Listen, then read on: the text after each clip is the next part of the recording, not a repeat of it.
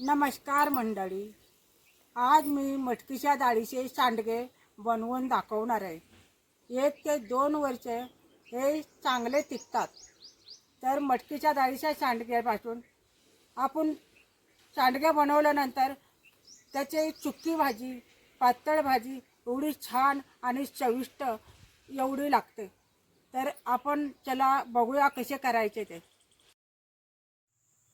तर मंडळी, तुम्ही व्हिडिओच्या खाली हे जे पांढरे बटन बघत आहात, इंग्रजीमध्ये सबस्क्राइब आणि मराठीमध्ये सदस्यत्व घ्या, हे बटन दाबा। मग तुम्ही आमच्या चॅनलचे सदस्य होईल आणि आमचे नवनवीन व्हिडिओ तुम्हाला सर्वांच्या आधी बघायला भेटतील। धन्यवाद। मटकीच्या डाळीपासून सांडगे बनवायचे, मग तुम्हाला मी आता इथून पुढे दाखवणार आहे। कारण ही मटकीची डाळ आता हे आपण अर्धा किलो आणलेले, हे अर्धा किलो डाळ आहे। हे मटकीची डाळ हे चाप करून घ्यायची। आता आपल्याला ही चण्याची डाळ, आता मटकीची डाळ अर्धा किलो आहे, तर आता चण्याची डाळ आपण फक्त पाव किलोच टाकायची। आता ह्यातली अर्धा किलोतली अर्धी टाकणार आहे। बघा, हे अर्धी टाकणार आहे। तर हे मटकीची डाळ अर्धा किलो, ही चण्याची डाळ पाव किलो।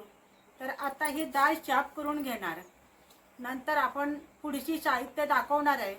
2 प्रकारच्या डाळी आहेत। आपण जास्त मिसळ डाळ घेतली ना की नरम सांडगे होतात। मटकीच्या डाळीचे नुसते आपण सांडगे केले ना एवढे 2 डाळीचे, तर हे 2 वर्ष टिकू शकतात आणि खमंग लागतात। मग हे डाळ चाप केल्यानंतर आपण दळून घ्यायचे। नंतर पुढच्या मी दाखवणार आहे, ह्याची भाजी एवढी चविष्ट लागते, कारण ही मटकीची डाळ जास्त असल्यामुळे हे सांडग्याची भाजी खूप छान चविष्ट लागते। म्हणून मी दुसऱ्या डाळी मिक्स केलेला नाही। हे डाळ चाप करून घेतलेले आहे। आता ह्या डाळीमध्ये आपण हे जिरं टाकून घ्यायचं। जिरं टाकून घ्यायचं, हा जिरं एक आपण मिसळून घ्यायचं सगळं। हे जिरं मिसळल्यानंतर हे जिऱ्यामुळे खूप छान चविष्ट लागतात। म्हणून जिरं आपण दळायला, हे आपण चक्कीमध्ये दळून आणू शकतो किंवा मिक्सरमध्ये दळू शकतो, हे पीठ तयार करू शकतो। आणि नंतर मी ह्याच्या पुढच्या मग तुम्हाला मी दाखवणार आहे। हे लसूण आपला चोलून घेतलेला आहे, हे लसूण बारीक करून घ्यायचा। आणि आपल्याला हळद टाकायची। हळद पण जास्त टाकायची नाही, कारण हे मिरचीची पावडर लाल असल्यामुळं हळद कमी टाकायची। आणि हे चवीनुसार मीठ वापरायचं। हे मटकीची डाळ आणि थोडी चण्याची डाळ आपण जिरं टाकून दळून घेतलेले, तर आपण डाळीचे पीठ बनवून घेतलेले, ह्याच्यात जिरं टाकून दळून घेतलेले। तर आता आपण नुसतं हे अर्धा किलो मटकीची डाळ, पाव किलो चण्याची डाळ टाकून आपण जिरं टाकून पीठ बनवून घेतलेले। तर आता आपण त्याला चवीनुसार मीठ टाकायचे।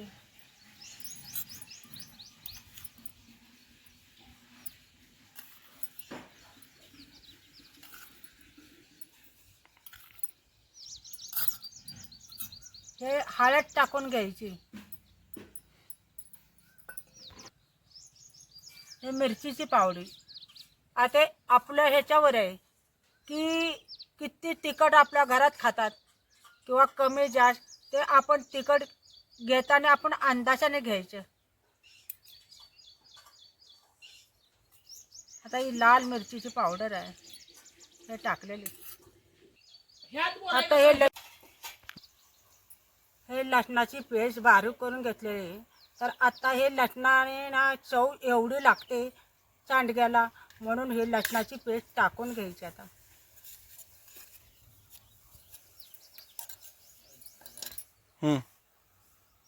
आता ही सगळं एकत्र जीव करून घ्यायचा आणि आपण नंतर मळून घ्यायचं पाणी घालून।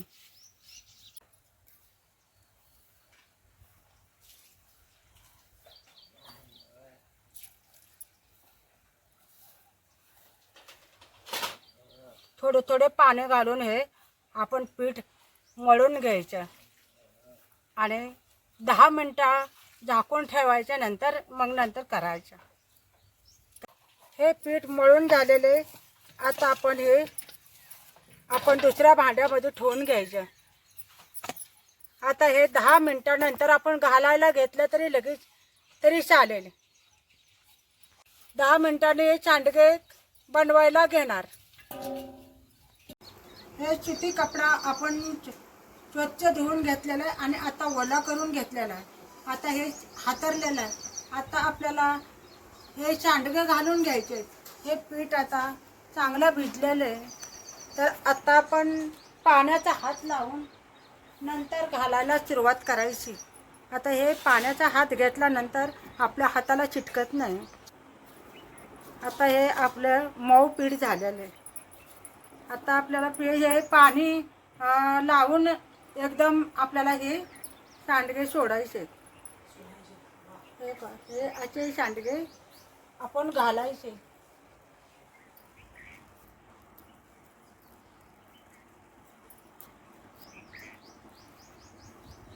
हाताला चिटकायला लागलं की आपण थोडं पाणी लावायचं.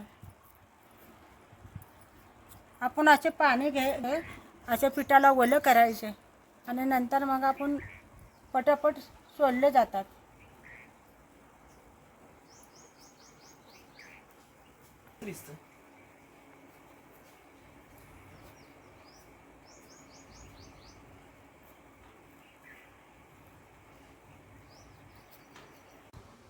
हे सांडगे आता घालून झालेले आहेत. बघा हे किती सुंदर दिसायला आहेत. आता हे सांडगे उन्हाला आपण हे ठेवायचे. आता ह्याला दोन दिवस उन्हाला चांगले वाळवायचे. हे 1 ते 2 वर्ष राहतात चांगले. एकदम खमंग वाळवून घ्यायचं. आता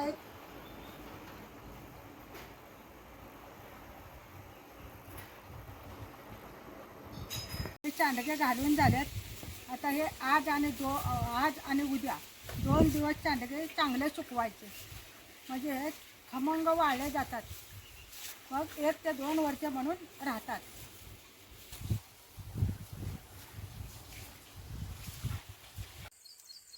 बघा हे सांडगे किती खमंग वाळलेले आहेत. हे किती छान झालेले आहेत. आणि कलर पण बघा कसा आहे. हे सांडगे 2 ते 3 दिवस चांगले खमंग वाळले की 1 ते 2 वर्ष सांडगे खराब होत नाहीत. खूप छान सुंदर राहतात आणि खमंग भाजी होते. आता आपण हे असेच बनवून घरी बघा आणि तुम्ही पण आणि आम्हाला पण कळवा.